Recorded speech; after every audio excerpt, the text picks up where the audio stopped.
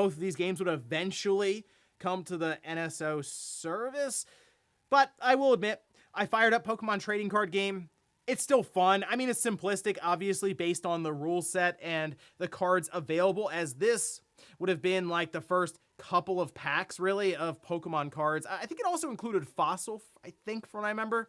But either way, it is, I think, a pretty cool snapshot in time. Definitely something to check out. And hey, if you were curious about maybe learning the basics of the Pokemon card game, not a bad way to do it, although I feel like the rules have changed quite a bit probably over the last, like 20 some odd years. What's interesting though is it does have online multiplayer, so you could technically card battle some of your friends over the internet, and Card Pop works over the internet. It also works locally. Now, if you're unsure what that is, back then you used the IR port on the top of your Game Boy Color, and you would point it at another Game Boy Color's IR port, and then it would give you a random card, which was necessary to get all the cards in the game because some were actually locked behind that feature, which was pretty annoying back then. But you also have Pokemon Stadium 2, so we at least had some stuff that just dropped immediately. Let's see, then we had a Good Sleep Day event. It's coming to Pokemon Sleep for the night of the full moon, apparently. Then we had Paldean Wins. That's an original web series. All right, that's airing on YouTube September 6th. Then we had Pokemon Scarlet and Violet, which these are big announcements, obviously, for the DLC packs that they have already announced, as there are 2 of them. And there's a Mewtwo Terra Raid battle. This is an event that's taking place September 1st to the 17th. And surprise, it's Mewtwo. That's the big star for this event. And that was something that had leaked out early through an ad. And Mew, there's a limited time mystery gift code as well. Definitely want to look into that one. And then we had the downloadable content with a release date for the Teal Mask. That's coming September 13th. Remember, the second part, that's still planned for winter 2023. And that was the entire Pokemon Presents show. And I guess if you were just a big Pokemon fan in general, you probably enjoyed this for what it was. But if you were tuning in maybe to see a brand new Switch game or something in that regard, probably not the best presentation to sit through for all 35 minutes, but from what I saw, Pokemon fans were okay with it. Switch fans kind of fell asleep during it, but let me know what you thought about the Pokemon Presents down below. I was just really happy to see the Pokemon Trading Card Game finally head to NSO after being promised a long time ago. We've been waiting for this roadmap basically to run out, but yeah, I guess Nintendo.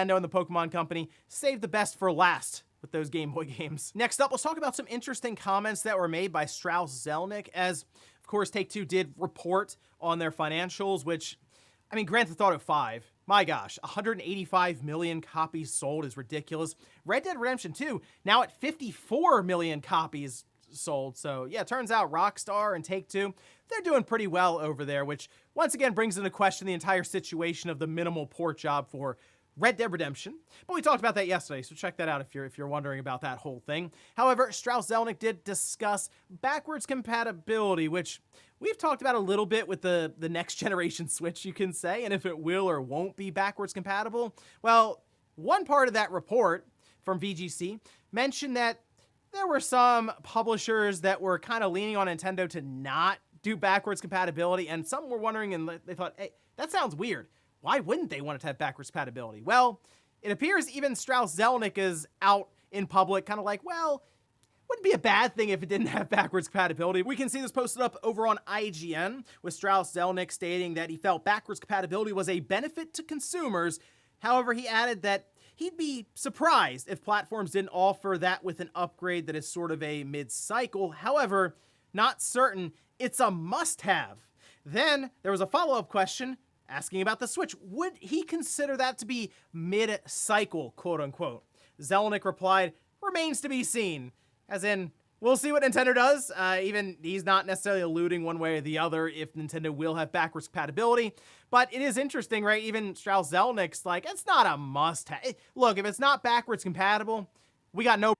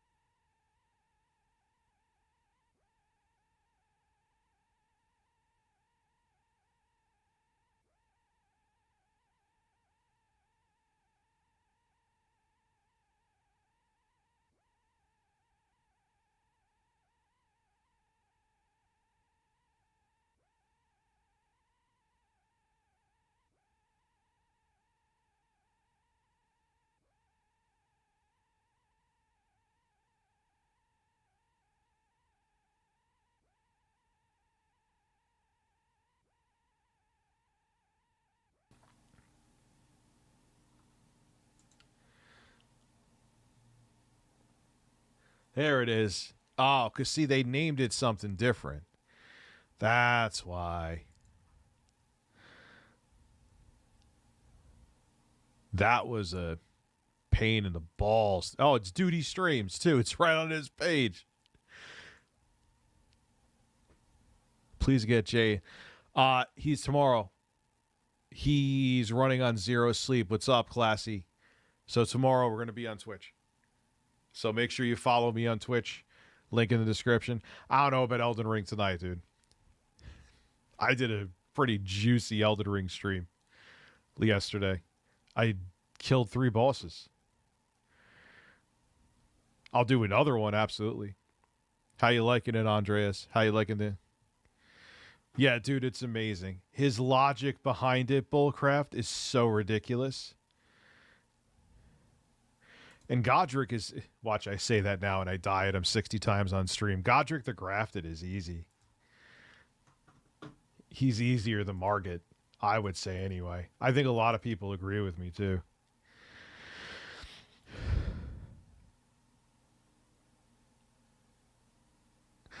He's interesting because he just like I don't know. He's a science experiment. Hardest boss, Malekith and the fire giant was a fucking monster, literally and metaphorically. That was a fucking epic battle of frustration. I enjoyed it, but fire giant was no joke, man. But I would say Malekith was fucking the second form of Malekith. Actually has a different name. Oh my god. Jesus. Like, dude, I was leveled up as a motherfucker and had my Mimic tier, I think, by that point leveled up. But he still would fuck me up. He didn't give a like. He would just focus on me and ignore my Mimic and just fucking went to town. And everyone's like, "Oh, Melania, you're gonna be at her for days." I beat her in the first try with the Mimic.